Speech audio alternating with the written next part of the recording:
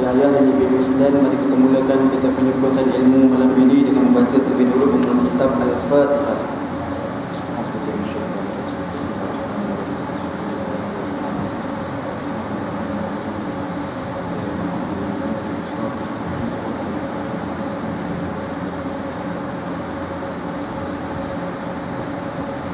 A'udzubillahi minasyaitonirrajim. Bismillahirrahmanirrahim. Alhamdulillahi rabbil alamin. Wa bihi nasta'in. Allahu ahad, Allahu samad, lam yalid wa lam yulad wa lam yakul lahu kufuwan ahad. Asyhadu an la ilaha illallah wahdahu la syarika lah wa asyhadu anna sayyidana Muhammadan abduhu wa rasuluh. Qala Rasulullah sallallahu alaihi wa alihi wa sahbihi wasallam, man shalla alayya wahidatan sallallahu alaihi wasallam. Allahumma salli salatan kamilatan wa sallim salaman taman ala sayyidina Muhammadin alladhi tanhal bil qadar wa tanfariju bihi al-kurab wa tuqda bihi al-hawaij wa tunalu bihi al-raghaib wa husnul khawatim wa istasqal ghamam bi wajhihi al-karim wa ala alihi wa sahbihi fi kulli lamhatin wa nafasin bi adadi kulli madinah. Subhanaka la ilma lana illa ma 'allamtana innaka antal alimul hakim. Rabbi shrah li sadri wa yassir li amri wa hlul 'uqdatam min lisani yafqahu qawli. Hasbunallahu wa ni'mal wakil wa la haula wa la quwwata illa billahil 'aliyil 'azim. Amma ba'du. Alhamdulillah, ayah-ayah dan ibu-ibu sekalian, bersyukur kita kehadrat Allah Subhanahu wa taala dengan berbagai-bagai limpah kurniaan nikmatnya kepada kita, sama ada kita sedar atau tak sedar. Nah, hari-hari kita ni mendapatkan nikmat kurniaan Allah yang banyak sangat. Dan antara banyak-banyak nikmat yang Allah Ta'ala dah beri kepada kita, nikmat yang paling besar, yang wajib sangat-sangat untuk kita mensyukurinya adalah nikmat Islam dan nikmat iman, ataupun nikmat iman dan nikmat Islam. Terlebih dulu nak kenal diri. Nama ana Muhammad bin Muhammad Mustafa. Umur ana baru 36 tahun. Ana ni duk Perak. Kuliah banyak Perak lah, Perak, Selangor. Tapi Penang ni alhamdulillah ada 2-3 buah masjid. Ana di Pulau Beladan. Dekat Kedah pun alhamdulillah ada 2-3 buah masjid ada di Pulau Beladan.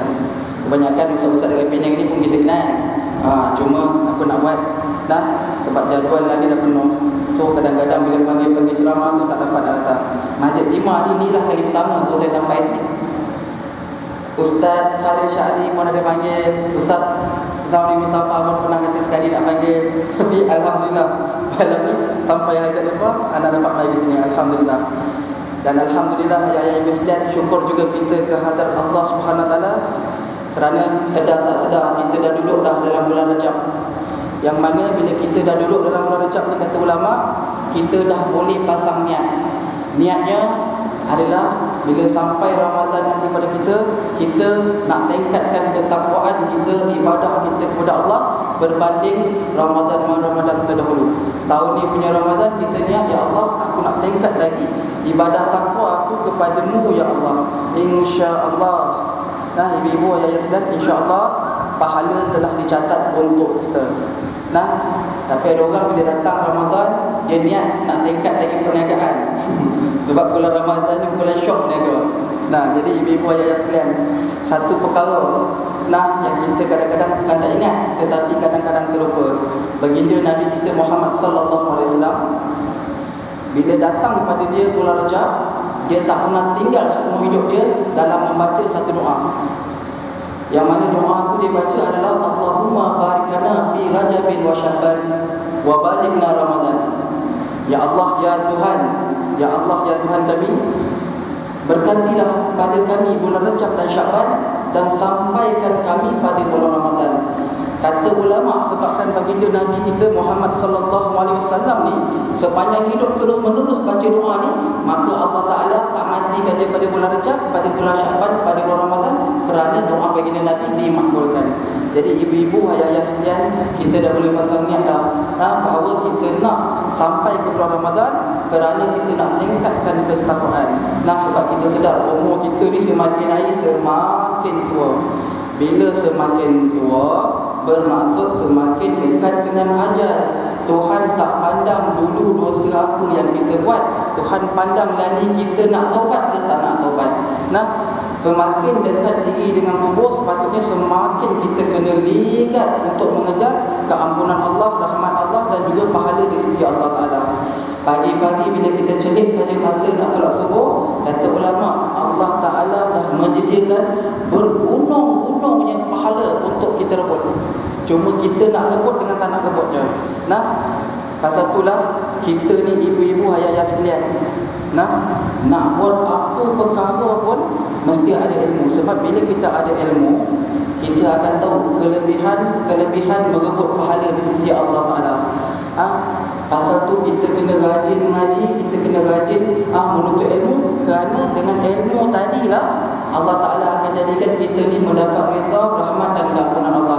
Jadi malam ni kita duduk dekat sini adalah bukti bahawa kita ni tergolong dalam golongan orang-orang yang nak dapatkan keampunan Allah, rahmat Allah, keredaan Allah. Dan bila Allah Ta'ala bagi kita nikmat iman, nikmat Islam, nikmat taufik dan nikmat hidayah, sampai kita digerakkan datang untuk duduk dekat sini, maka tu bukti tanda Allah sayang kita. Allah nak selamatkan kita daripada api neraka, Allah nak masukkan kita dalam syurga.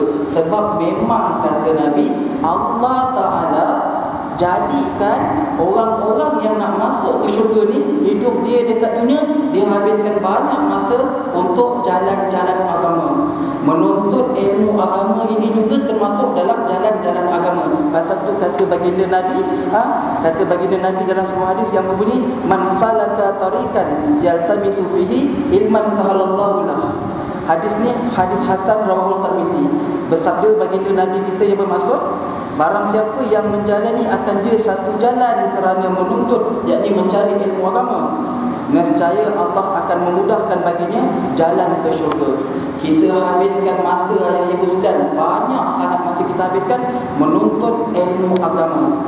Bila nak tuntut ilmu agama, dia mesti tahu pula adab-adab menuntut ilmu agama. Kemudian bila menuntut lagi ilmu agama, dia kena tahu aturan-aturan ilmu agama. Sebab nak beribadah, nak bertakwa, nak bertaubat, semua berhajat kepada ilmu agama. Sebab kata Nabi, barang siapa beramal tanpa ilmu agama, maka amalan dia tertolak. Dalam kitab Zubat ada mengatakan bahawa wa kullu man bi ghairi ilmin ya'malu a'maluhu mardudatul la tuqbalu. Tiap-tiap orang yang beramal tanpa ilmu pengetahuan, maka amal itu ditolak. Ditolak bulat-bulat amal ibadah kerana beribadah tanpa ilmu agama. Kata Imam Ghazali dekat dalam kitab dia Minhajul Abidin, pokok ni, pokok tu ilmu, buah daripada pokok tu amal. Mustahil ada buah kalau tak ada pokok. Kalau ada pokok tak ada buah pun sia-sia. Maknanya kalau menuntut ilmu, tetapi kalau tak diamalkan ilmu tersebut pun tersangatnya sia-sia. Kemudian kita ayah-ayah ibu sekalian, sedar tak sedar kadang-kadang kita cenderung kepada satu jenis sahaja cabang ilmu agama. Kadang-kadang kita tak menuntut ilmu-ilmu agama telah yang difardukan syarak ke atas kita. Antaranya, kadang-kadang kita habiskan masa, maaf cakap, kadang-kadang kita habiskan banyak masa dengan mendalami ilmu fiqah sampai kita terlupa nak tuntut ilmu tasawuf. Kadang-kadang kita habiskan masa tuntut ilmu tasawuf, sibuk dengan tarekat. Alhamdulillah, tarekat tu comel. Tapi kita sibuk dengan ilmu tasawuf sampai kita terlupa nak tuntut ilmu fiqah. Kadang-kadang kita terlebih sibuk menuntut ilmu fiqah, ilmu tasawuf, sampai kita terlupa tuntut satu ilmu yang menjadi raja kepada sekalian ilmu, iaitu ilmu usuluddin, ilmu tauhid. Ibu-ibu dan ayah-ayah sekalian, ilmu tauhid ni kata ulama raja kepada sekalian ilmu agama. Ilmu usuluddin raja kepada sekalian ilmu agama, kerana ilmu tauhid ni ilmu nak bawa kita kenal Tuhan yang menciptakan kita. Ilmu tauhid adalah ilmu yang nak bagi kita ni duduk dekat atas jalan yang benar. Ilmu tauhid, ilmu yang nak selamatkan kita daripada akidah yang terkeluar daripada akidah Ahlus Sunnah wal Jamaah. Hari ni ibu-ibu, ayah-ayah sekalian, kenapa banyak orang macam lalang? Hari ni bila mengaji dengan ustaz Sunni, ustaz Ahlus Sunnah wal Jamaah, dia cenderung pada ustaz Ahlus Sunnah. Besok-besok bila dia dengar pula kalam daripada ustaz-ustaz Wahabi, ustaz-ustaz Syiah, dia cenderung pula kepada fahaman Wahabi Syiah. Pasal dia tak mengaji ilmu tauhid. Kalau mengaji ilmu tauhid pun tak mengaji yang seperti disyaratkan oleh syarak. Jadi ibu-ibu, ayah-ayah sekalian, sedar tak sedar hari ini kita duduk dekat dunia ni, tahun 2015 ni kita sedang hidup dekat satu zaman yang mana zaman ni kata ulama, zaman fitnah. Kita hidup dekat zaman fasa keempat, zaman fitnah, yang mana dekat zaman ni kata baginda Nabi akan keluarnya Imam Mahdi dan akan keluarnya Dajjal. Ulama satu dunia dah bahas dah hadis-hadis dengan dalam Quran. Tanda-tanda besar kiamat dah muncul, tanda-tanda kelahiran Imam Mahdi dah keluar. Hari ini kita tengok Islam dekat mana negeri, dekat mana negara asal ada saja nama Islam, pasti akan berlaku kezaliman, akan berlaku kezaliman terhadap umat-umat Islam. Hari ini kita tengok Yaman pun dah kena perang, Yaman pun serang. Sedangkan bila bumi Yaman ni, Nabi bersabda dalam satu hadis, Nabi bersabda doa. Nabi kata, Ya Allah ya Rabb, berkatilah bumi Yaman dan berkatilah bumi Syam, ataupun berkatilah bumi Syam dan berkatilah bumi Yaman. Nabi kata takkan keluar Dajjal selagi mana bumi Syam yang aman. Tapi hari ini bumi Syam dah tak aman. Takkan keluar Imam Mahdi dan Dajjal selagi mana bumi Yaman yang aman. Hari ini bumi Yaman dah tak aman. Bumi Yaman ini dah tak aman. Itu satu hal. Yang lain punya, kita ni ayah-ayah, ibu-ibu sekalian, kita ni ayah-ayah sekalian, bekalan agama kena dengan cukup-cukup seperti yang dituntut oleh syarak. Kita kena mengaji, betul-betul mengaji, supaya ibadah kita tak jadi sia-sia. Tak jadi sia-sia ibadah daripada sudut tauhidnya, dari sudut fiqahnya sampai sudut tasawufnya. Ilmu tauhid kena mengaji kerana nak betulkan akidah. Siapa beribadah, siapa beramal ibadah tanpa akidah yang benar, amalannya tertolak. Kemudian bila dah kenal Tuhan dan mengaji tauhid kenal Tuhan, kalau tak mengaji fiqah pun, sembahyang jadi haru biru. Sembahyang hari ini jadi haru biru. Hari ini berapa banyak mak cakap ada orang dah buat haji 4 kali, 5 kali buat haji, tetapi masih tak tahu doa iftitah tu sunat. Doa ingat doa iftitah tu wajib. Kaul mazhab Imam Syafi'i, siapa duk ingat doa iftitah tu wajib, batal sembahyang. Siapa duk ingat angkat tangan Allahu Akbar takbir ihram, angkat tangan ni wajib, batal sembahyang. Siapa duk ingat basuh muka wuduk sunat, batal wuduk, tak sah wuduk. Siapa duk ingat paling muka Assalamualaikum warahmatullahi ke kanan kaki itu wajib, batal sembahyang. Siapa duk ingat kunut subuh tu wajib, batal sembahyang. Siapa duk ingat duduk tahiyat awal tu wajib, baca tahiyat awal tu wajib, batal sembahyang. Sebab syarat sah sembahyang mesti tahu yang mana wajib dan yang mana sunat. Kemudian kena tahu lagi serba-serbi perkara-perkara furuk dalam solat. Bahawa ibadah kita berserta dengan umur kita, semakin meningkat umur, semakin meningkat takwa. Semakin meningkat umur, semakin ibadah comel.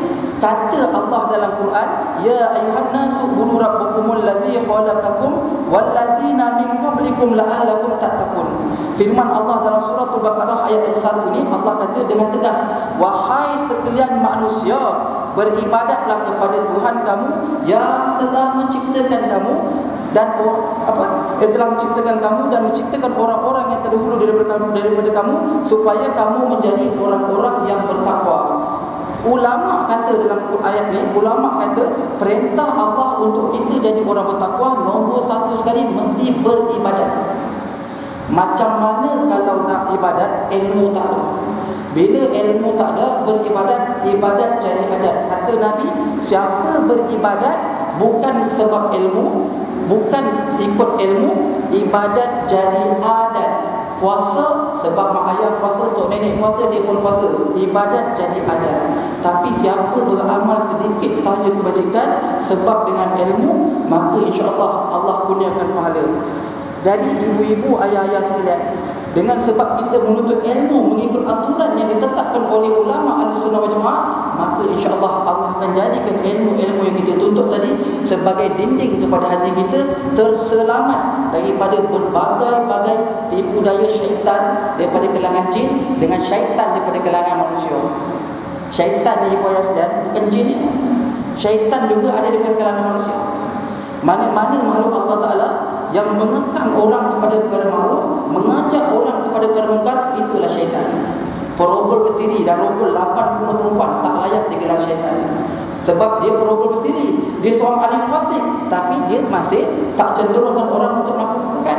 Tapi kalau orang nak buat keburukan, dia halang, dia hasut orang dengan sungguh-sungguh untuk buat kemungkaran kepada Allah Ta'ala, baru orang itu digelarkan syaitan. Kalau kita mengaji dengan betul-betul ilmu kita dapat dengan fakih ayat Islam, insya-Allah Allah akan jadikan hati kita terdidik daripada berbagai-bagai tipu daya. Hari ini tipu daya datang ke kita ni ayat Islam, mak kata daripada syaitan satu hal, syaitan dia punya cinta satu hal, tak nampak tipu daya ni. Tipu daya datang daripada kalangan manusia. Acuan dajjal hari ini merata-rata acuan dajjal, bersepah-sepah acuan dajjal. Mula-mula memang kita tak terpengaruh dengan acuan dajjal ni.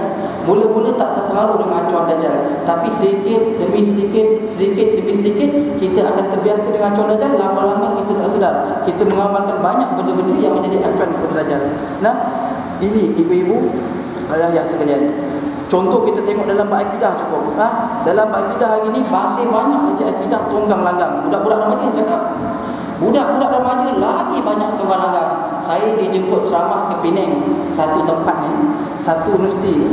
Budak-budak dia cakap apa dia kata? Dia kata, Ustaz, kami mengaji lama dah. Yang patut taklid kepada mazhab ni, dia kata, hanya orang-orang yang jahil baru nak melangkah-langkah ilmu agama boleh taklid pada mazhab Pak PE. Dia kata taklid pada mazhab Pak PE. Bila duk kaji-kaji pasal apa jadi begini? Rupanya berguru dengan ustaz-ustaz Wahabi, ibu-ibu ayah-ayah sudah. Orang Wahabi minta maaf, memang tak suka saya cakap benda ni, tapi inilah hakikat. Orang Islam akan mempertahankan akidah Islam. Orang ahli sunnah wal jamaah akan mempertahankan akidah ahli sunnah wal jamaah. Wahabi pertahankan akidah Wahabi, Syiah mempertahankan akidah Syiah. Hari ini saya nak bawa satu metodologi untuk tambat hati kita percaya, yakin sungguh-sungguh bahawa akidah ahli sunnah wal jamaah inilah akidah yang benar. Tak payah duk pegang dah akidah lain, tak payah pegang dah akidah lain. Nah, orang-orang Wahabi dia ajak kita untuk fikir hukum hakam banyak pakai akal logik, sikit-sikit teori akal, sikit-sikit teori akal. Sedangkan Nabi ajar kita hukum akal ni tak boleh nak berjalan sendiri kalau tak disasari dengan ilmu syarak.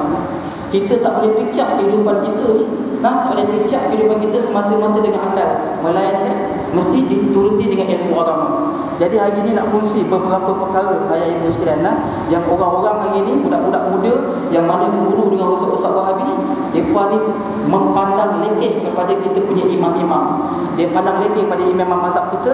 Dan juga saya menafikan sekeras-kerasnya kata 2-3 orang ustaz yang mengatakan imam-imam kita ni sebagai imam-imam yang jahil hadis. Ada yang kata imam-imam kita ni sebenarnya dia kata imam-imam kita ni taklid yang tak sah. Mereka pula yang hidup pada zaman ni, dia kata taklid mereka ni sah. Faham baik-baik ibu sekalian, anak-anak orang tua-tua baik berguru dengan ustaz Wahabi pasti jadi Wahabi. Berguru dengan ustaz Syiah jadi Syiah. Ustaz Marzuki Yusof cerita dekat saya, sahabat dia sama-sama mengaji dekat Pondok Lanai. Kenal ke Ustaz Marzuki Yusof? Ada kuliah saja ke? Ustaz Marzuki Yusof Pondok Kijai. Dia cerita dekat saya, sahabat mengaji pondok. Orang mengaji pondok ni mula-mula sekali ditekankan dekat dia mesti perkara akidah. Saya pun bila Allah bagi hidayah taufik, alhamdulillah saya pergi mengaji pondok, mendalami ilmu agama dekat pondok. Alhamdulillah, benda pertama sekali yang murabi-murabi pondok, tok tubuh pondok ni tekan pada kita, mengaji tauhid. Hampir masa 3 hingga 4 5 tahun mengaji tauhid, dalam sungguh-sungguh mengaji tauhid. Habis mengaji bukan nak stop lagi, mengaji lagi. Ustaz Marzuki cerita seorang sahabat dia Ustaz Pondok Lanai. Keluar daripada Pondok Lanai pergi mengaji ke Jordan. Tahun pertama dia nak tahu apa itu Wahabi. Tahun kedua dia kaji kitab-kitab mutabar Wahabi. Tahun ketiga terus jadi Wahabi. Tahun ketiga terus jadi Wahabi. Dekat Melaka baru ni seorang Sami Buddha. Mula-mula dapat info kata Sami Buddha Ipoh, tapi dapat info kemudian kata Sami Buddha Melaka. Dah tua, umur dah 60-70 kot, dapat hidayah taufik, alhamdulillah, masuk dalam satu masjid, mengucap syahadah, 8 syahadah, masuk Islam. Nak cerita bahawa Sami tu dia duduk dekat satu tokong, bukan dia seorang Sami, ada ramai Sami. Tetapi dalam ramai-ramai Sami tadi, kenapa dia seorang dia dapat hidayah? Itu tandanya hidayah milik Allah. Mengaji pun milik kita, hak kita mengaji. Tetapi kita kena doa kepada Allah, mohon Allah bagi kita hidayah taufik, bagi kita faqih dalam perkara agama. Sebab yang nak bagi kita faqih, yakni faham perkara agama, ialah Allah. Ada orang mengaji lama-lama masih tak faham perkara agama. Nah, jadi ayah-ayah, ibu-ibu sekalian, kita pasang niat kita baik. Pertama sekali kita mengaji ikhlas kerana Allah, bukan nak cari kemegahan. Nah, berkata ulama, kita mengaji macam ni, kita pasang niat, aku mengaji ni, pertama aku nak beramal dengan ilmu yang aku tuntut, kemudian aku nak mengajar balik ilmu yang aku tuntut tadi. Kata ulama, dah dicatat pahala nak jadi pendakwah, dah dicatat. Kita umat Nabi Muhammad, untung kita, innamal a'malu binniyat. Niat saja pahala, niat benda baik saja pahala, niat benda dosa tak dicatat lagi pahala. Niat benda dosa tak dicatat lagi dosa. Tapi bila kita batalkan niat nak buat benda dosa tadi, Allah bagi juga satu pahala. Jadi ibu-ibu ayah sekalian, kita pasang niat kita pertama sekali ikhlas kerana Allah lah. Kita nak menuntut ilmu agama. Bila hati kita ikhlas, insya-Allah kita ada ilmu, kita tak riak. Kita ada ilmu, kita tak sombong. Kita ada ilmu, kita tak cari glamour, tak cari publicity. Semata-mata kita berdakwah kerana Allah, kita berpesan-pesan kebaikan kerana Allah. Kita nak duduk dalam golongan yang Allah janji syurga, nak duduk dalam golongan yang Allah kata wal as innal insana lafi khusr illa allazina amanu wa amilus solihati wa tawassaw bil haqq wa tawassaw bis sabr. Allah bersumpah dengan masa demi masa. Kata ulama tafsir, Allah bersumpah dengan masa ni kenapa? Kerana kita sebagai manusia, sebagai makhluk, kita hidup mesti bersangkut paut dengan masa. Tak boleh langsung kehidupan kita lari daripada masa. Kita nak sembahyang ada masa, nak bekerja, nak makan, nak tidur, apa serba-serbi, semuanya bersangkut paut dengan masa. Jadi maka Allah bersumpah dengan masa kerana masa ni kita suka tak suka, masa sentiasa berjalan. Allah kata semua orang dalam kerugian kecuali orang-orang yang beriman. Kita alhamdulillah bila ucap saja syahadah, kita yakin Allah itu Tuhan, Nabi Muhammad itu Rasulullah, kita dah duduk dalam golongan orang-orang beriman. Kemudian kita nak mencari ilmu agama supaya kita terduduk juga dalam golongan orang-orang yang sentiasa berpesan-pesan dengan kebenaran, yakni berdakwah dan juga berpesan-pesan dengan sabar. Kenapa ayah ibu dengan sabar? Kerana setiap benda baik yang kita buat, jalan dia tak mudah. Nak jadi pendakwah agama ni, yang suka seorang, yang tak suka 10 orang. Nah, tok guru cabaran dia, ustaz-ustaz ada cabaran dia, kita sebagai orang awam pun ada cabaran kita. Contoh tok guru, kadang-kadang dia hebat berdakwah untuk orang ramai, dia boleh tarbiyah murid-murid dia jadi orang baik. Tetapi kadang-kadang dalam ramai-ramai anak dia ada 1-2 orang perangai macam jin. Kadang-kadang bini dia pun perangai macam jin. Ini ujian yang Allah Ta'ala bagi pada tok-tok guru, bagi kepada tok-tok guru ujian supaya hati mereka ni sabar menempuh ujian-ujian Allah. Tak payah heran kalau orang kata, tok guru pun bini panggil teruk, tok guru pun anak panggil teruk. Nak heran apa? Allah tunjuk kita dalam Quran, Nabi Nuh buat bahtera. Bini Nabi Nuh dengan anak Nabi Nuh tak naik atas bahtera, tak beriman dengan Nabi Nuh. Tu bukti Allah nak bagi tahu kita punya kerja berdakwah, manakala hidayah taufik ni milik Allah. Jadi ayah-ayah, ibu-ibu sekalian, nak kongsi satu terminologi saya benda ni saya dah kongsi dekat dalam grup WhatsApp, grup Telegram Ustaz Utama, saya dah kongsi. Tapi hari ni saya nak kongsi lagi. Saya nak kongsi supaya kita punya pegangan dekat akidah Ahlussunnah wal Jamaah ni biar kukuh. Sebab kata ulama salafi, bila disebut saja golongan Ahlussunnah wal Jamaah, mesti yang berpegang dengan Asy'ariyah punya akidah dan juga Al-Maturidiyah. Selain daripada dua ni, dia bukan Ahlussunnah wal Jamaah. Nah, jadi hari ni nak kongsi satu benda supaya kita pegang baik-baik akidah Ahlussunnah wal Jamaah kita. Nah, ada satu hadis, bukan satu hadis, ada banyak hadis. Kalau nak baca hadis tu panjang matan dia, tapi kita ambil ringkas bahasa Melayu dia, yang mana ada setengah hadis Nabi kata sebaik-baik manusia zaman aku ni, ringkasnya. Hadis sahih, ini semua hadis sahih. Nabi kata sebaik-baik manusia zaman aku ni. Kemudian dalam hadis lain, Nabi kata sebaik-baik zaman aku ni, kemudian zaman para sahabat. Ada hadis lain lagi, Nabi cerita sikit-sikit ulama kumpul hadis ni sebab lain perawi, lain dia punya matan hadis. Maksudnya Nabi nak bagi tahu zaman Nabi ni zaman terbaik. Zaman Nabi hidup berdakwah itu adalah zaman terbaik. Terbaik apa? Terbaik punya manusia. Kemudian zaman para sahabat ni pun zaman terbaik. Kemudian habis zaman sahabat, orang yang lahir pada zaman sahabat dan berjumpa sahabat, dia digelar sebagai tabi'in. Orang yang lahir zaman tabi'in tak jumpa sahabat tapi dan jumpa tabi'in, digelar sebagai tabi' al-tabi'in. Jadi hari ini nak kongsi bahawa yang pertama daripada 4 imam mazhab kita. Yang pertama Imam Abu Hanifah, pengasas mazhab Imam Hanafi. Dia lahir pada tahun 80 Hijrah, iaitu dia lahir pada tahun 80 Hijrah. Nah, dia hidup dekat 300 tahun zaman Hijrah, yang mana 300 tahun zaman Hijrah itu adalah zaman yang Nabi kata zaman terbaik untuk Islam. Yang pertama Imam Abu Hanifah, lahir pada tahun 80 Hijrah. Yang kedua Imam Malik, lahir pada tahun 93 Hijrah. Yang ketiga Imam kita Syafi'i rahimahullah ta'ala, lahir pada tahun 150 Hijrah. Yang keempat Imam Hanbali, Imam Ahmad bin Hanbal, lahir pada tahun 164 Hijrah. Dan yang kelima Imam Asy'ari, Imam Asy'ari kita lahir pada tahun 240 Hijrah. Mereka ni semua nama-nama yang saya sebut tadi ni, mereka ni semua ulama salafus salih, atau dikenali dengan nama ulama salaf. Apa tu salaf? Sebut-sebut salaf, apa tu salaf?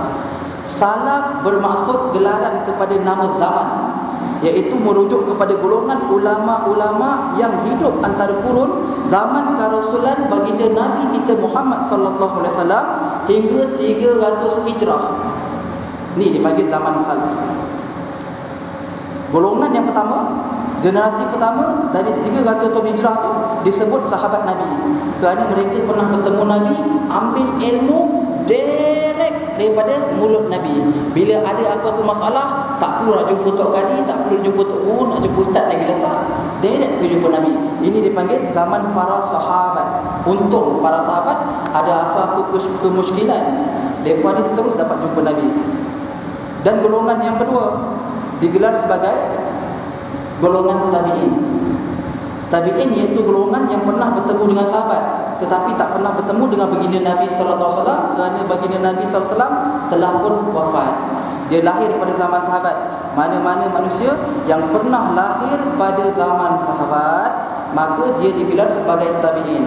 Nah, sahabat, mana-mana manusia yang lahir pada zaman Nabi, dia digelar sahabat. Sama ada sahabat Nabi ni, sama ada lelaki, perempuan atau kanak-kanak, lahir zaman Nabi dan bertemu Nabi, mereka ni sahabat. Ada khilaf pendapat ulama, ada yang mengatakan sahabat Nabi ni 124,000 orang, ada yang kata tak sampai banyak. Ini khilaf ulama, tak apa, tak membabitkan masalah akidah pun.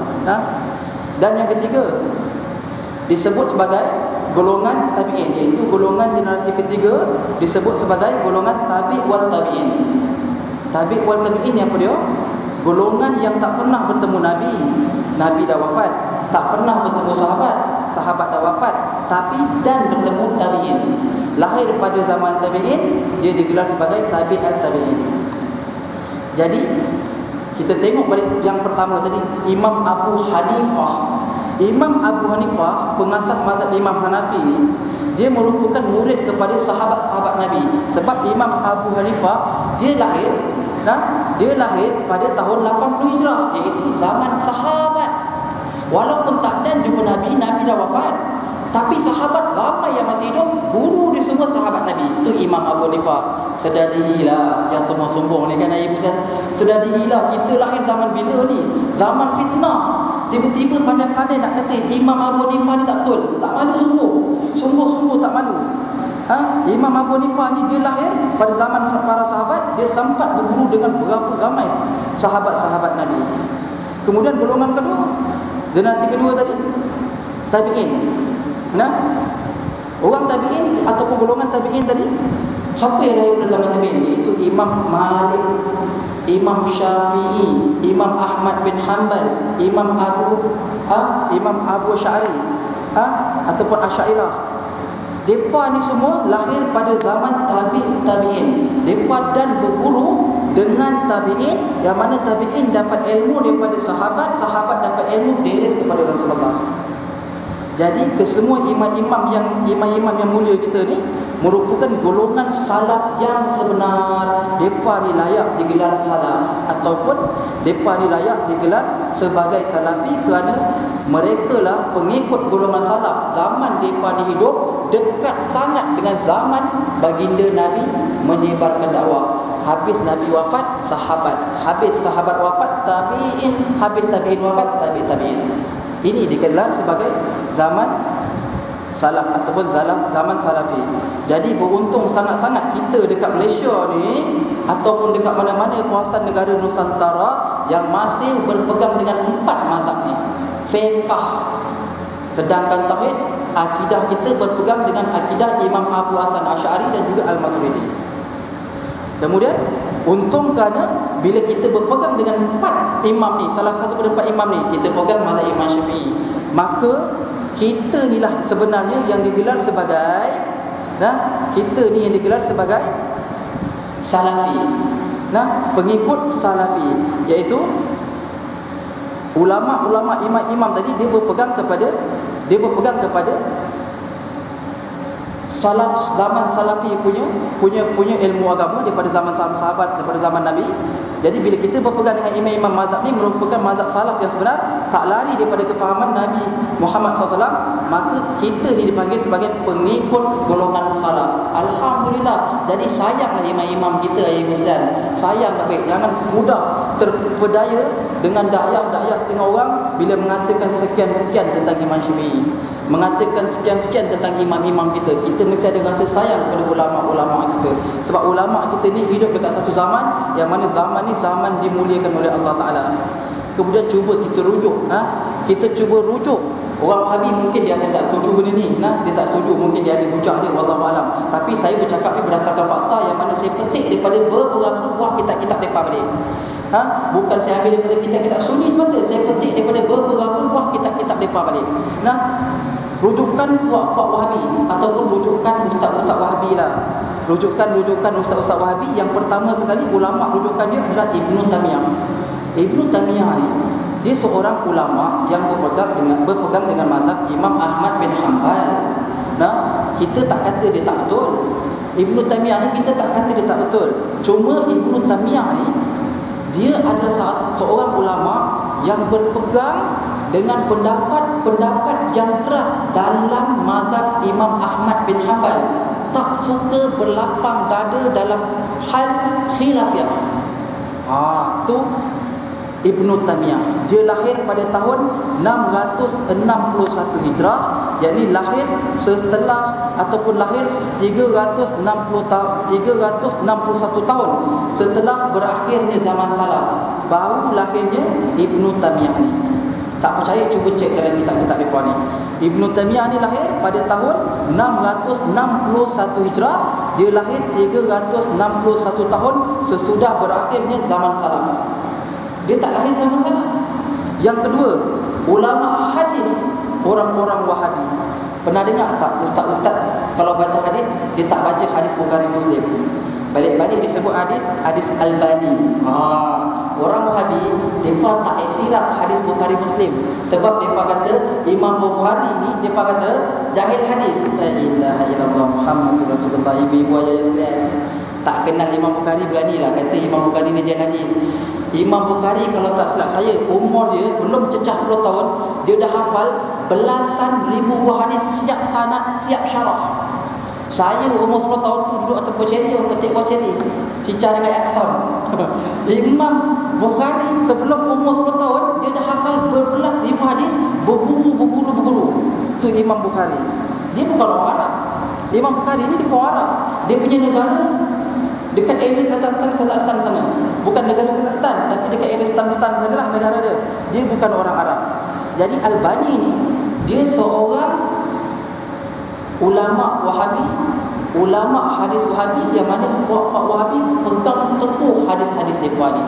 Kalau kita mendalami ilmu hadis, kita akan dapati hadis-hadis yang dibawa oleh Albani ni sebenarnya sanad dia tak bersambung sampai kepada sahabat Rasulullah, apatah lagi nak sampai kepada baginda Nabi SAW. Kenapa nak cerita ni Ibu Ustaz? Cerita supaya kita tahu bahawa kalau nak compare ulama kita dengan ulama Wahabi, apatah lagi ulama Syiah. Ulama kita ni dah Allah tunjukkan ulama yang sangat mulia. Ulama yang sangat mulia, ulama yang patut kita pegang dengan mereka punya hukum hakam. Nah, Albani ni dia lahir pada tahun 1333 Hijrah, mati pada tahun 1420 Hijrah ataupun pada tahun 1999 Masihi. Ni zaman kita ni Albani ni. Saya duduk baru-baru ni dengan Ustaz Syarul Anwar bercerita pasal hadis. Dia kata dia mengaji masih lama. Dia kata Al-Azhar punya ulama tak iktiraf hadis yang dibawa oleh Albani. Hadis yang dibawa oleh Albani tak diiktiraf oleh ulama Azhar Mesir. Sebab hadis dia salah silah dia mencurigakan. Tapi macam itulah ibu sekalian, kita mestilah bela ulama kita. Orang Wahabi dia akan bela ulama dia, masing-masing dia hujah. Nah, jadi yang penting kita mengaji. Bila kita mengaji, kita ada akal, dengan ukur akal tadi kita boleh timbang mana yang sebenar-benar yang patut kita pegang dengan ulama-ulama. Nah, kemudian yang ketiga, ulama rujukan Wahabi. Bukan ulama rujukan Wahabi. Yang ketiga, kita nak cerita pasal apa? Pasal pengasas pahaman Wahabi sendiri. Pengasas pahaman Wahabi sendiri bernama Muhammad bin Abdul Wahab. Dia ni lah sebenarnya pengasas gerakan pemikiran Wahabi ataupun Wahabiyah. Mereka ni lah yang mencetuskan pahaman Wahabi. Dia lahir pada tahun 1115 Hijrah, lahir pada tahun 815 setelah habisnya zaman salaf. Muhammad bin Wahab ni, bila kita kata Wahabi ni dinisbahkan gelaran Wahabi ni kepada Syekh Muhammad bin Abdul Wahab. Nama dia Muhammad, tetapi kenapa digelarkan Wahabi, ambil nama ayah dia? Ini ijtihad ulama. Ijtihad ulama, Allah Ta'ala ilhamkan kepada ulama kita ijtihad macam ni supaya umat-umat akhir zaman, yakni kita tak terkeliru dengan fahaman yang dibawa oleh Muhammad bin Wahab dengan yang dibawa oleh baginda Nabi kita Muhammad sallallahu alaihi wasallam. Muhammad bin Wahab ni, ayah dia tu Abdul Wahab lah, Syekh Abdul Wahab ni, dia seorang ulama, seorang qadi, seorang qadi di Arab Saudi. Bukan Arab Saudi lah, masa zaman tu belum Arab Saudi lagi. Seorang qadi yang berpegang dengan mazhab Imam Ahmad bin Hanbal. Syekh Abdul Wahab ni dia seorang alim, seorang yang sangat baik, murid-murid dia ramai, dia karang kitab banyak, Syekh Muhammad bin Wahab ni. Syekh Abdul Wahab ni. Tetapi malangnya, dalam banyak-banyak anak-anak dia jadi pendakwah agama, anak dia bernama Muhammad ni seorang saja bermasalah. Pertama, malas mengaji. Kata ulama, yang pertama malas mengaji. Yang kedua, dia suka faham agama ikut akal dia sendirian.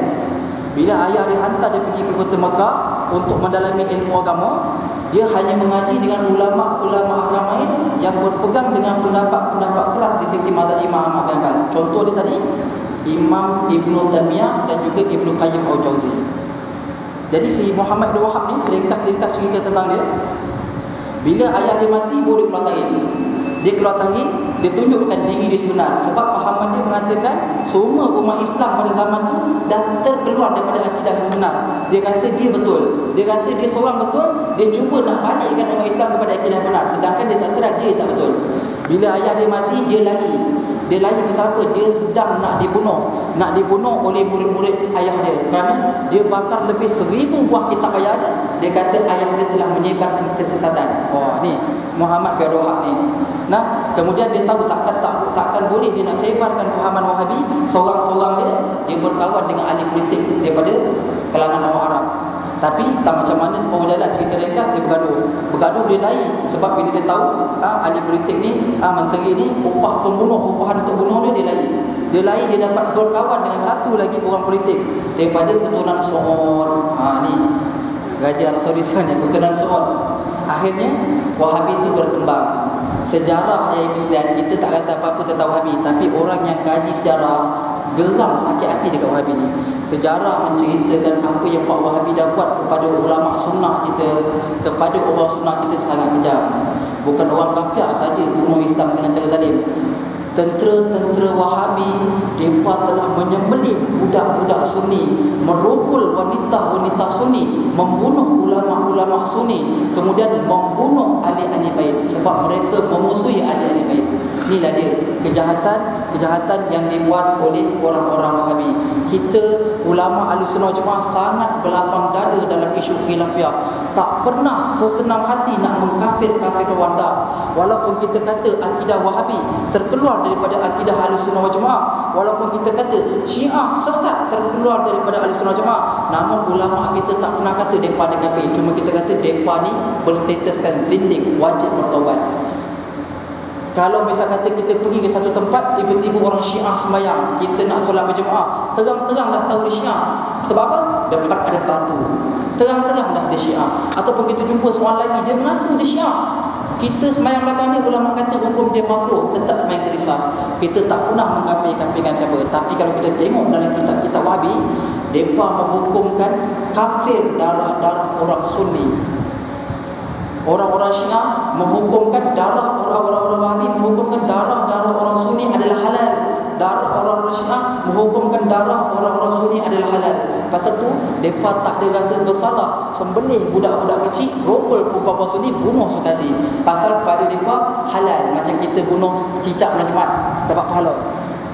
Malah kata Ustaz Mahfuz Muhammad, mantan ahli Jawatan Kasar Akidah Negeri Selangor, dia pernah mengaji Syariah lama. Dia kata orang-orang Syiah Syariah bunuh umat Islam Sunni dengan rasa nikmat, dengan rasa kelazatan.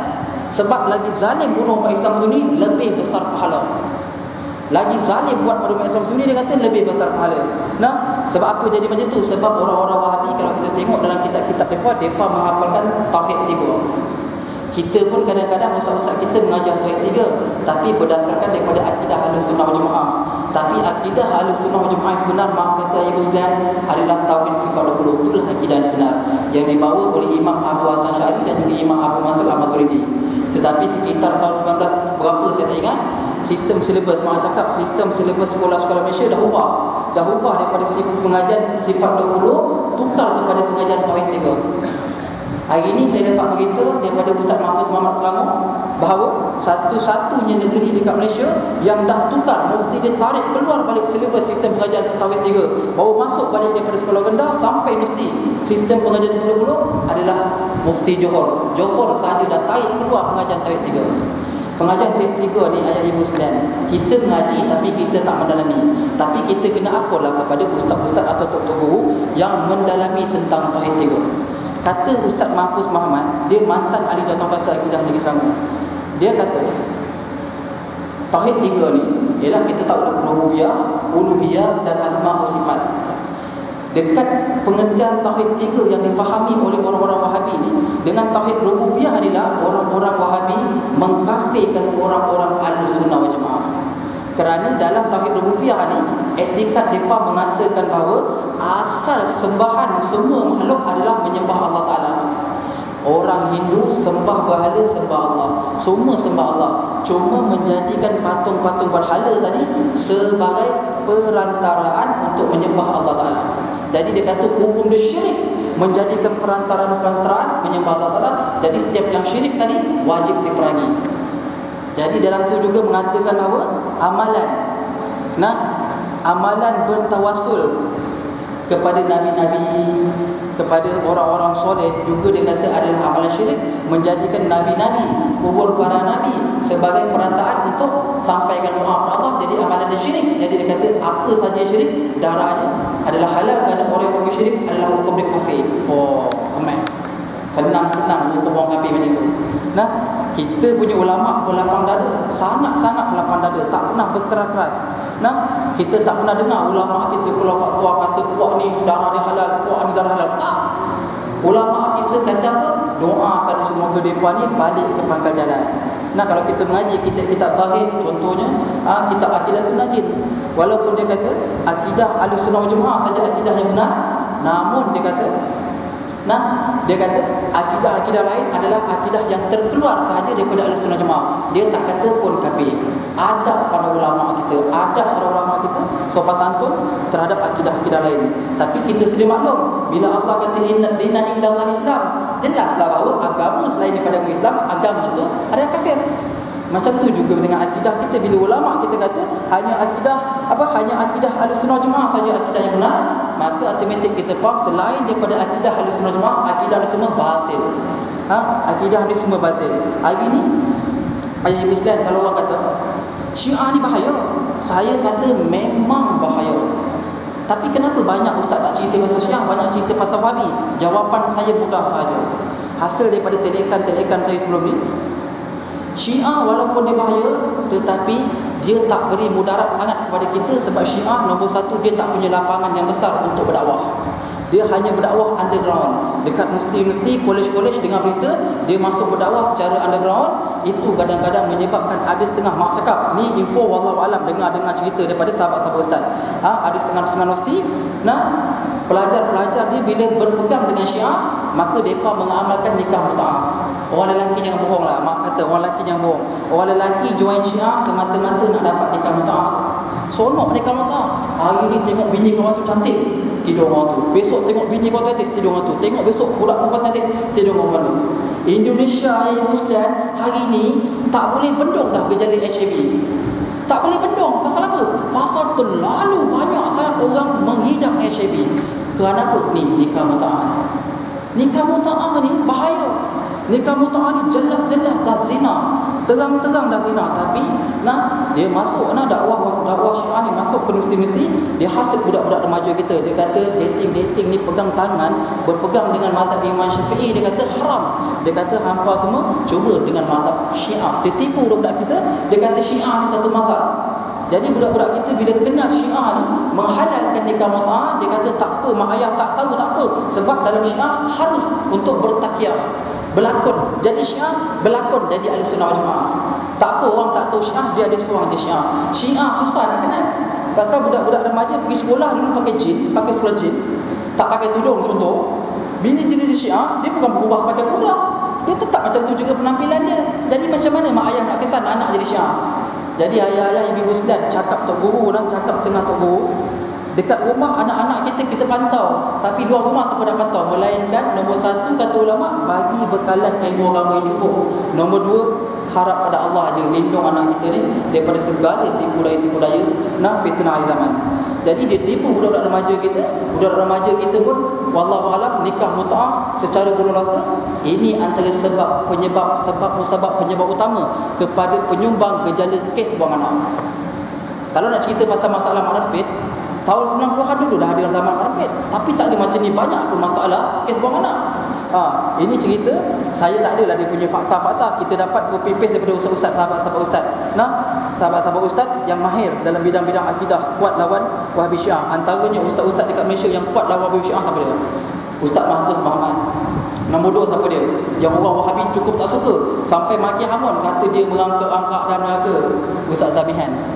Kesian betul Ustaz Zamihan ni. Tapi dia tak takut. Cuba tengok dalam buku dia. Dia bersumpah. Dia kata, aku bersumpah, aku bukan Syiah, aku bukan Wahabi, apatah lagi Jabariyah, Mu'tazilah, apatah lagi dia kata apa, liberal semua ni.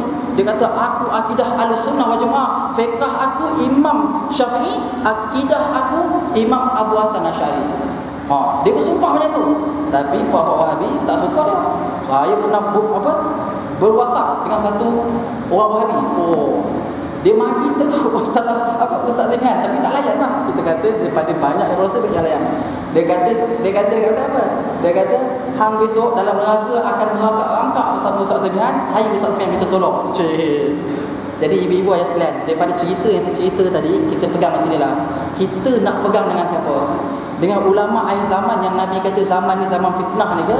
Atau kita nak pegang dengan ulama zaman salaf yang mana ilmu dia dapat tu tak jauh dengan zaman Nabi? Dan tentu kita nak pegang dengan imam-imam kita tadi yang hidup dekat zaman salaf. Mereka hidup dekat zaman terbaik Islam. Zaman kita ni banyak sangat haru biru. Banyak lagi ulama-ulama Wahabi, ayah-ayah, ibu-ibu sekalian, kalau kita nak cerita memang panjang lebar. Cuma kita nak tekankan dekat sini, kenapa kita kena cerita pasal akidah ni? Nombor satu, kita nak bagi akidah kita tak terpesong keluar daripada akidah Ahlussunnah wal Jamaah. Nombor dua, kita nak bagi tahu supaya kita ni jangan suka-suka hati cop orang tu Wahabi, cop orang tu Syiah. Sebab kita tak tuduh orang tu Wahabi kalau semata-mata dia tak duduk wirid dengan kita sama-sama. Kita tak tuduh orang tu Wahabi kalau malam Jumaat dia tak baca Yasin. Kita tak kata dia Wahabi. Kita tak kata dia Wahabi kalau dia tak nak baca qunut subuh. Sebab amalan membaca qunut subuh Hanya mazhab Imam Syafi'i yang mengatakan kunut subuh hukum dia sunat abad. 3 imam lain mengatakan tak sunat. Tetapi berlapang dada khilafiyah. Bila masuk ke masjid kita orang Pakistan, depa mazhab Imam Abu Hanifah, dia angkat tangan. Imam subuh baca doa Quran, dia angkat tangan. Walaupun dia tak ucap amin, tapi dia angkat tangan. Dia raikan kita punya mazhab. Bila kita pergi Pakistan, Imam Abu Hanifah punya mazhab, bila dia tak baca kunut subuh, jangan kita baca kunut subuh, kita pun ikut sujud. Sebab kunut subuh sunat abad. Jadi kita tak kata orang yang tak baca kunut subuh ni Wahabi tak. Tapi kita katakan dia Wahabi kalau dia kata siapa baca kunut subuh sesat, siapa baca kunut subuh menempah tiket ke neraka. Orang tu kita cop dia Wahabi. Kita tak cop dia Wahabi kalau semata-mata malam Jumaat tak baca surah Yasin. Tapi kita cop dia Wahabi kalau dia kata malam Jumaat baca surah Yasin masuk neraka. Kita cop dia Wahabi. Orang tak semayang punya ramai, dia tak nak pergi dakwah. Pasar malam, cuba tengok pasar malam. Bila lawan time azan maghrib, time tu lah pasar malam ramai orang.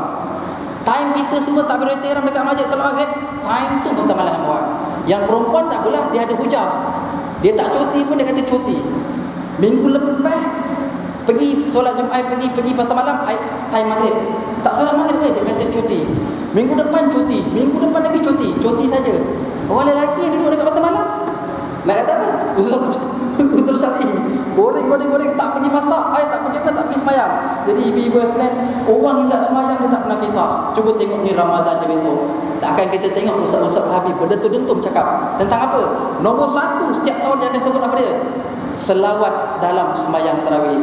Depa duk sakit hati sangat dalam solat tarawih kita baca selawat, sedangkan Allah perintah umum. Terang-terang ulama kita kata Allah bagi perintah umum. Allah memang tak cakap, Nabi memang tak cakap time solat tarawih bacalah selawat, tapi ada perintah umum daripada Allah. Innallaha wa malaikatahu yusalluna 'alan nabi. Sesungguhnya Allah dan para malaikat berselawat ke atas Nabi. Ya ayyuhallazina amanu, wahai orang-orang yang beriman, sallu alaihi wa sallimu taslima. Berselawatlah ke atas Nabi. Imam atau khutbah setiap minggu baca, kita lena. Kata bila imam kata tu kita Allahumma shalli alaihi wasallam, kita baca selawat. Nabi kata banyak hadis kalau nak cerita tentang kelebihan selawat Nabi. Tapi ada satu hadis yang saya baca tadi, man shalla alayya wahidatan sallallahu alaihi wasallam. Kata Nabi, siapa berselawat kepada aku dengan 1 kali selawat, Allah bagi dia 10 selawat. Kata ulama, 10 selawat tu bermaksud Allah bagi 10 kebajikan. 10 kebaikan. Nak dapat kebaikan mudah baca selawat.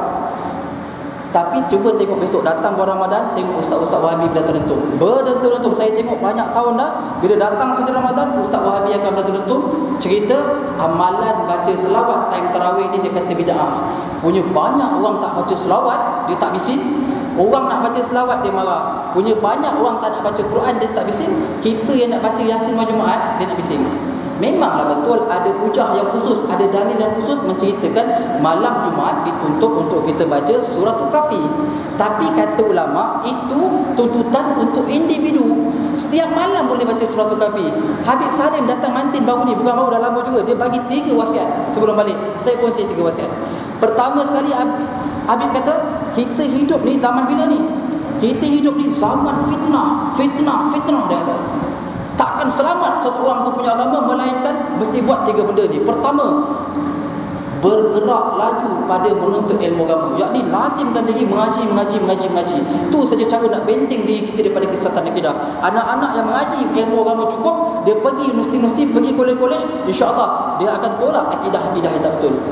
Nah, akidah terpesong jauh lebih bahaya daripada tak pakai tudung. Tak pakai tudung dosa besar, haram tak pakai tudung. Tapi kalau akidah terseleweng, lagi bahaya. Kemudian dia kata yang kedua apa dia? Dia kata kedua, jangan kita tidur setiap malam melainkan baca surah Al-Kahfi terlebih dulu baru tidur. Tak boleh baca satu surah, baca 10 ayat awal atau baca 10 ayat terakhir surah Al-Kahfi. Maksudnya ulama suruh baca setiap malam surah Al-Kahfi. So hati kita lah, kita nak baca malam Jumaat Yasin. Kan malam Jumaat kita nak baca Yasin, malam Sabtu kita nak baca surah lain, malam Ahad baca surah. Sekali kita lah, buat apa nak bising? Kita pun tak kata siapa tak baca Yasin ni berdosa. Semua orang tahu tak baca Yasin apa? Tak baca Yasin ni berdosa. Amalan baca Yasin ni hanya sunat.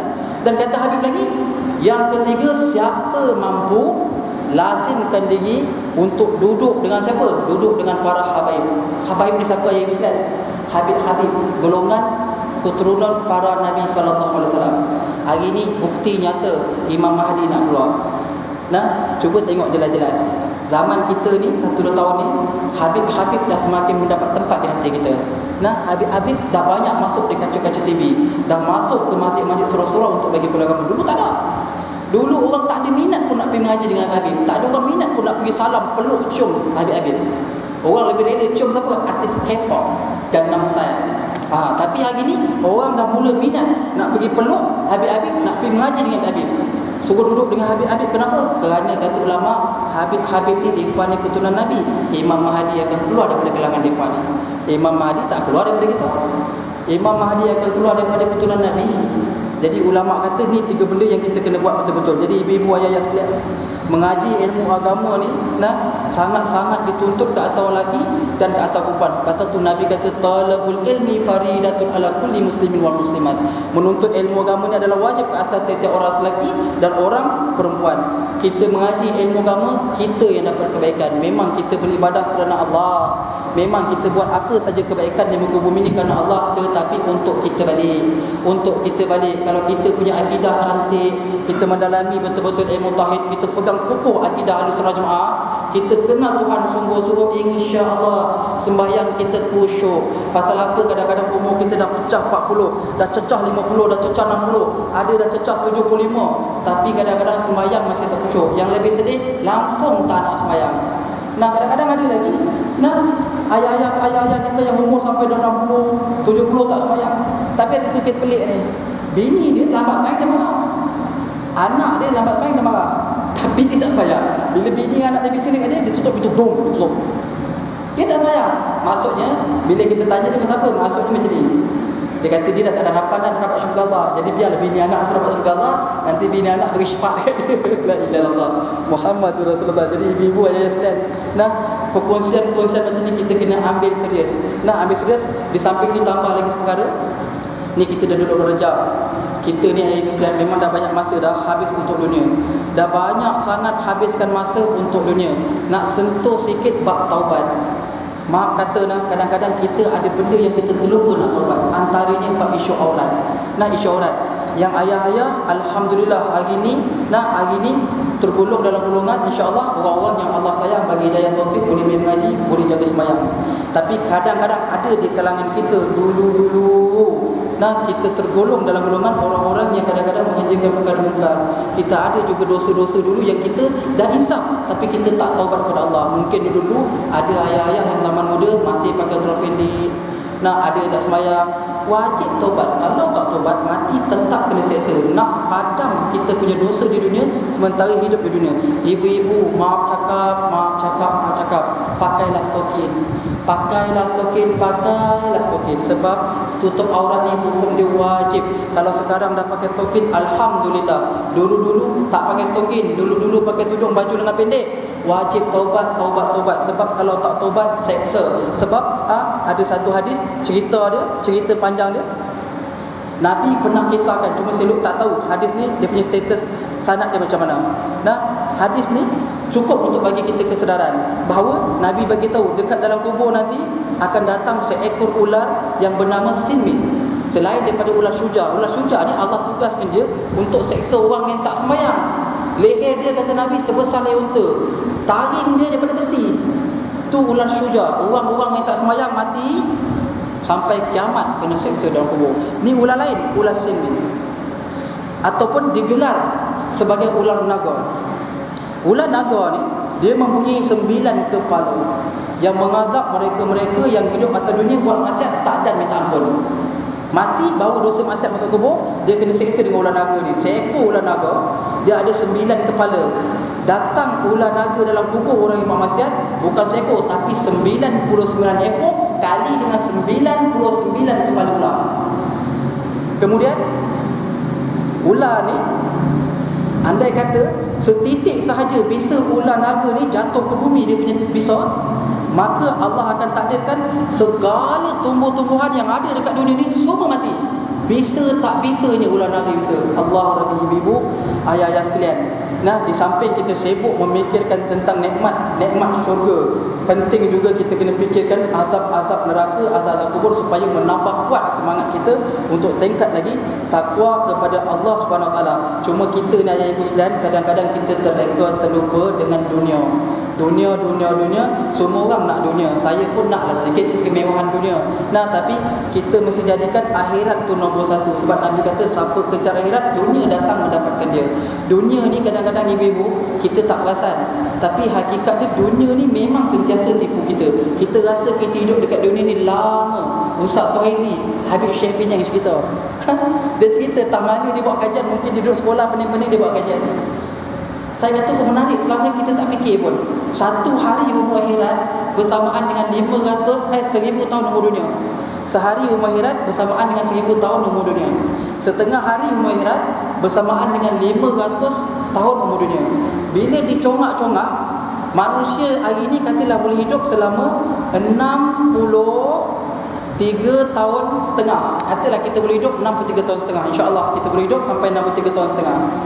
63 tahun setengah ni, umur kita hidup di dunia ni, di sisi Allah Ta'ala, di sisi para malaikat, dan di sisi alam kubur, dan di sisi negeri akhirat hanya berjumlah 1.5 jam je.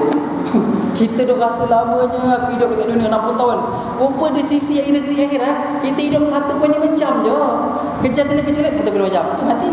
Itu kalau kita hidup 63 tahun setengah. Ibu-ibu ayah sekalian, hari ni berbanyak orang yang tak ada umur 60 mati. Sebab syarat mati bukan tua. Syarat mati bukan tua. Orang muda pun Tuhan bagi mati. Jadi ibu-ibu ayah sekalian, mudah-mudahan perkongsian ni sedikit ni daripada saya ni, insya-Allah Allah bagi kita lagi tambah kefahaman pada ilmu agama, bagi kita sekurang-kurangnya sedikit semangat untuk tambah lagi kita punya energi, minat kepada mengaji, minat kepada kehendak memperbaiki lagi kita punya ilmu-ilmu agama, dan juga memperbaiki kita punya ibadah-ibadah. Sebab malu sangat pada Allah Ta'ala bila kita ni diberi peluang untuk beribadah, tapi umur kita dah 40-50, ibadah kita masih tak betul. Maaf cakap, saya suka sentuh sikit-sikit bab fiqah yang jadi kebiasaan. Antaranya ada satu kaul muktamad di mazhab Imam Syafi'i, adab semayang berjemaah. Cuba tengok dalam kitab Mi'atul Musalli. Dalam kitab Musalli ada cerita benda ni. Imam ni makmum. Imam takbir Allahu Akbar, sempurna qiyam imam, baru makmum takbir, baru dapat pahala jemaah. Imam sempurna rukuk Allahu Akbar, baru makmum rukuk. Begitu rukun fi'li semua. Kalau anda kata imam rukuk Allahu Akbar, walaupun imam tu jalan ke depan daripada dia, tapi imam belum sempurna rukuk, dia ikut rukuk. Contohnya Allahu Akbar, dia pun ikut rukuk. Imam tak sempurna rukuk, dia dah ikut rukuk, walaupun imam tadi mesti rukuk dulu pada dia ke belakang, tapi dia bergerak sebelum imam sempurna rukuk. Kata kaul ni tak dapat pahala semayang berjemaah, sah sahaja semayang ibadat seorang-seorang. Ni kita nak jaga, sebab ada kaul tu muktamad. Cuba tengok dalam kitab Bunyatul Musalli. Itu nombor satu. Nombor dua, ibu-ibu sekalian, sembahyang duduk atas peha, tak payah letak bantal. Saya tak tahu dapat mana atas peha letak bantal. Atas peha kata ulama dalam mazhab Imam Syafi'i tak perlu letak bantal, sebab syarat sujud mesti punggung tinggi daripada kepala. Bila sembahyang duduk, kita tak boleh angkat punggung tinggi, maka yang perlu kita buat, bongkokkan kepala sedaya mampu. Bila letak bantal atas paha, dah tentu kita punya sujud terbatas. Sujud kita jadi terbatas, tak sah sembahyang. Kemudian doa dalam sujud ni memang dituntut. Sebab tu waktu dekat kita dengan imam, doa dalam sujud. Tapi maaf kata ayah sekalian, ibu sekalian, banyak tempat berlaku ni. Bila imam sujud, kita sujud. Sembahyang berjemaah, bila imam duduk takhir, kita wajib duduk takhir. Andai kata imam baca tahiyat sampai Allahumma salli ala Sayyidina Muhammad, kita masih duduk dalam sujud, batal sembahyang. Nak sujud lama-lama 2 minit, 5 minit, 10 minit, 1 jam, sembahyang seorang-seorang. Sembahyang berjemaah, imam duduk takhir, kita pun wajib duduk takhir. Kata ulama, siapa duduk sujud sedangkan imam dah baca tahiyat, dia baca sampai Allahumma salli ala Sayyidina Muhammad, makmum masih tak duduk, batal sembahyang. Ni kita segan. Segan apa? Segan yang Nabi kata dekat akhirat, bergundung-gundung umat aku berlari kepada Allah Ta'ala, bawa amalan masing-masing di dunia, tetapi ganjaran dia hanya penat dan lelah. Nombor 1 kata ulama, akidah tak benar. Nombor 2, tak ada ilmu. Nombor 3, ni dia, benda-benda yang biru-biru macam ni. Ni ya ibu sekalian, penting sangat-sangat. Pasal tu bila kita mengaji, kita akan tahu nak bagi salam. Assalamualaikum sebut betul-betul. Baru toleh. Barulah bila kita toleh, kadang-kadang badan tertoleh sekali, beralih badan daripada kiblat, tak batas sembahyang. Sebab dah habis sembahyang, kita dah sebut Assalamualaikum. Tapi kalau kita sebut assalam sambil bergerak, kalau kepala saja pusing, badan tak beralih pada kiblat, tak apa.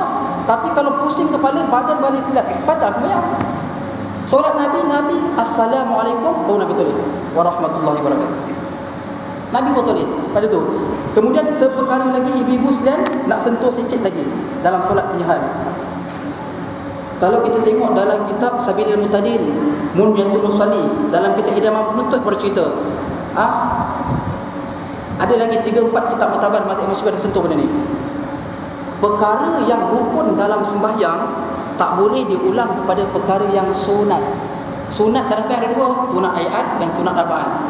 Baca a'udzubillah sebelum baca Fatihah, hukum dia sunat. Baca bismillah untuk Fatihah wajib, sebab bismillah kata Imam Syafi'i salah satu daripada ayat surah Al-Fatihah. Kita baca a'udzubillah baru baca bismillah. Tak ada Tuhan satu hari sembahyang kita terlupa baca auzubillah, terus baca bismillah. Bismillahirrahmanirrahim. Bismillah tu untuk apa? Untuk Fatihah.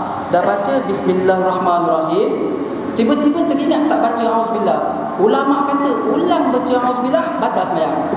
Sebab bismillah tu wajib, auzubillah tu sunat. Tak boleh buat benda yang fi'li, rukun fi'li ulang kepada yang sunat, tak boleh. Pasal tu kalau imam dia terlupa duduk tayat awal, makmum boleh sebut subhanallah sekali je. Nak bagi tahu imam terlupa duduk tayat awal supaya sebelum bagi salam nanti imam boleh buat sujud sahwi.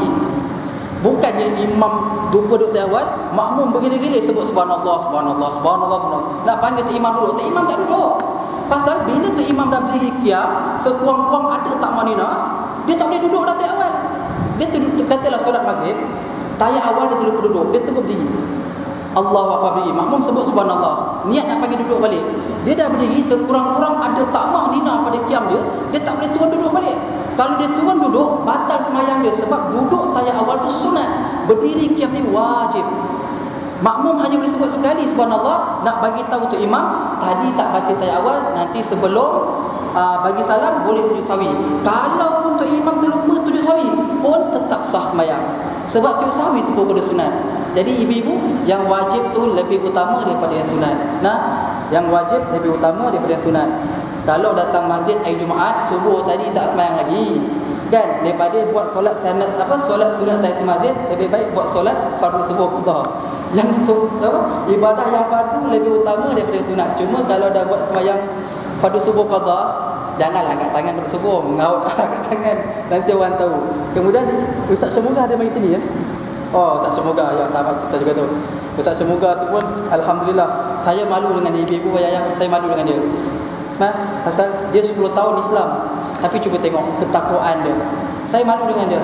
Ketakwaan dia masya-Allah tabarakallah hebat, dan mudah-mudahan Allah bagi kita ni hadir dalam hati rasa cemburu untuk bertakwa pada Allah. Dalam Islam cemburu tak salah, cemburu untuk bertakwa tak salah. Tapi cemburu nak bagi jahanam orang, itu haram. Nah, untuk perkara dunia kita kena pandang orang yang lebih rendah pada kita, baru kita bersyukur. Kita ada motor, kita pandang orang ada basikal, syukur sangat aku ada motor.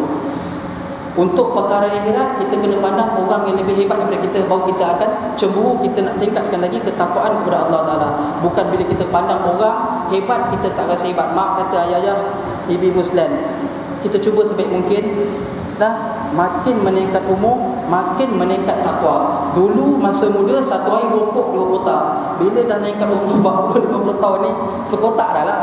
Tu maksudnya dah kurang lah benda-benda makruh dalam hidup, kan. Dulu tak jaga sembahyang fardu, sekarang dah jaga sembahyang fardu. Dulu tak jaga sembahyang sunat rawatib, sekarang dah jaga sembahyang rawatib. Itu bukti meningkat takwa. Ni bila datang bulan Rajab, sepatutnya bertambah sikit lagi takwa. Dulu tak bangun tahajud, sekarang boleh bangun tahajud.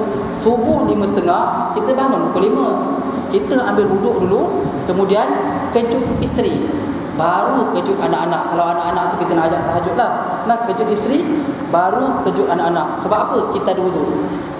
Pasal apa ulama suruh kita ambil wuduk dulu? Maaf cakap, sebab ulama suruh kita ambil wuduk dulu supaya tak terpengaruh untuk tidur balik. Sebab kalau kita ada wuduk, kita kejut bini kita nak pegang kita, kita akan elak badan, ada wuduk. Bini kadang-kadang dia bangun tidur time dia nak manja. Abang keluar tangan kan, nak manja. Kalau kita tak ada wuduk, dia ulur tangan kita tarik. Lain kali kita tak tarik dia pergi ambil wuduk, dia tarik kita tidur balik. Tu. Pasal tu ulama kata ambil wuduk dulu, kejut bini. Sementara bini nak pergi ambil wuduk, kita kejut anak-anak. Kalau misal kata anak-anak kita kecil lagi tak boleh nak ambil wuduk, bini ambil wuduk, kita buatlah solat sunat 2 rakaat. Tu ayah-ayah ibu sekalian, mudah-mudahan bertambah ketakwaan kita kepada Allah, dan mudah-mudahan apa saja usaha baik yang kita buat Allah iktiraf sebagai kerja agama kerana Allah. Buat dakwah tanggungjawab bersama, berdakwah semua usaha kita bersama ayah-ayah ibu sekalian. Jadi ayah ibu sekalian, sebelum saya buat penutup kuliah, saya nak info sikitlah.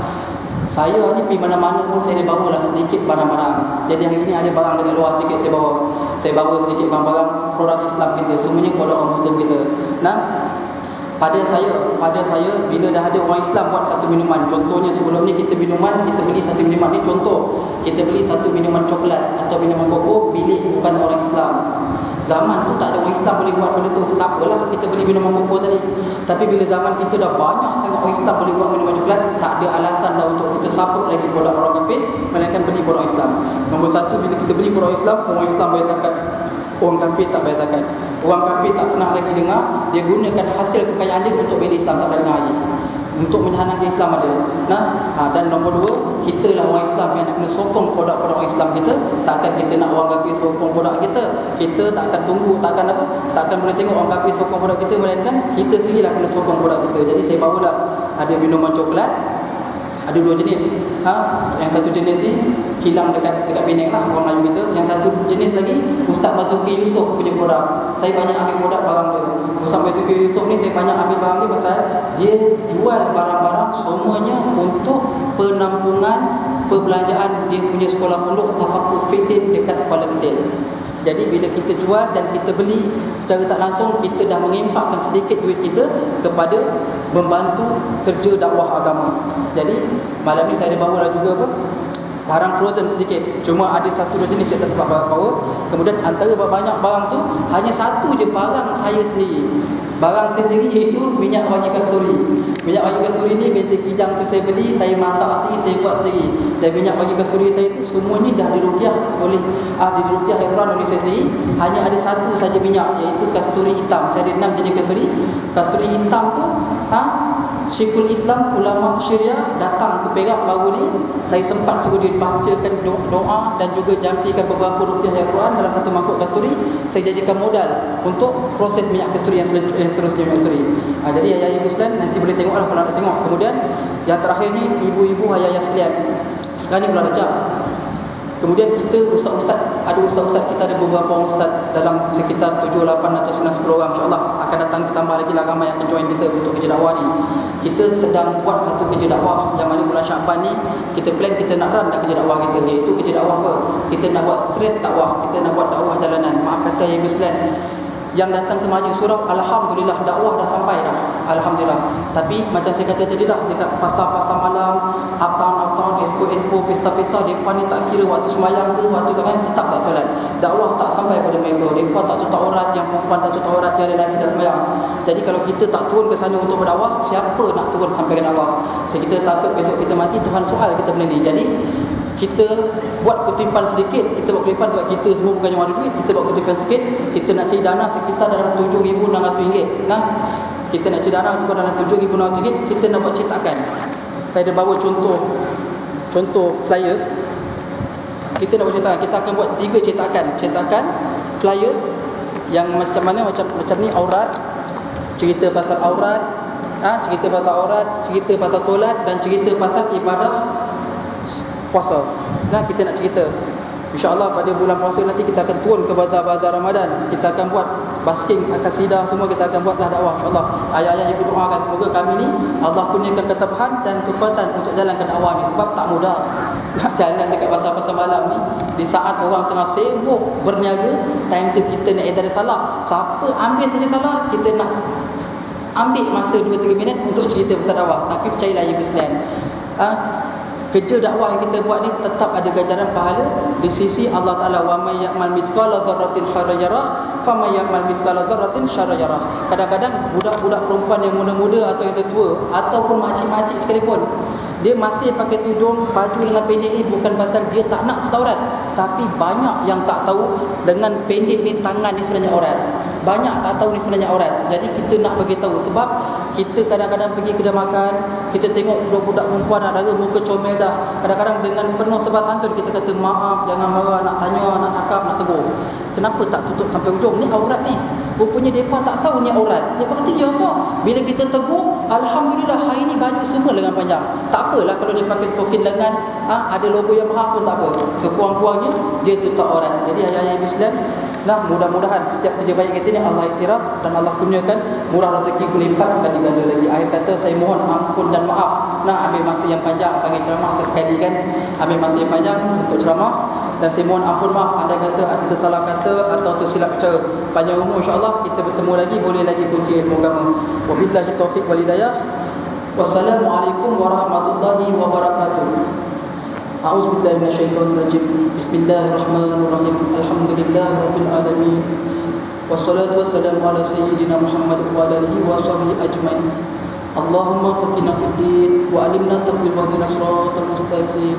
Allahumma barik lana fi Rajab wa Sya'ban wa balighna Ramadan. Allahumma ighfir lana dzunubana wa liwalidayna warhamhuma kama rabbayana shaghira. Wa li jami'il muslimina wal muslimat wal mu'minina wal mu'minat al-ahya'i minhum wal amwat. Rabbana zalamna anfusana wa illam taghfir lana wa tarhamna lanakunanna minal khasirin. Rabbana atina fid dunya hasanah wa fil akhirati hasanah wa qina adzabannar. Wa sallallahu ala sayyidina Muhammad wa ala alihi wa sahbihi wasallam. Walhamdulillahirabbil alamin.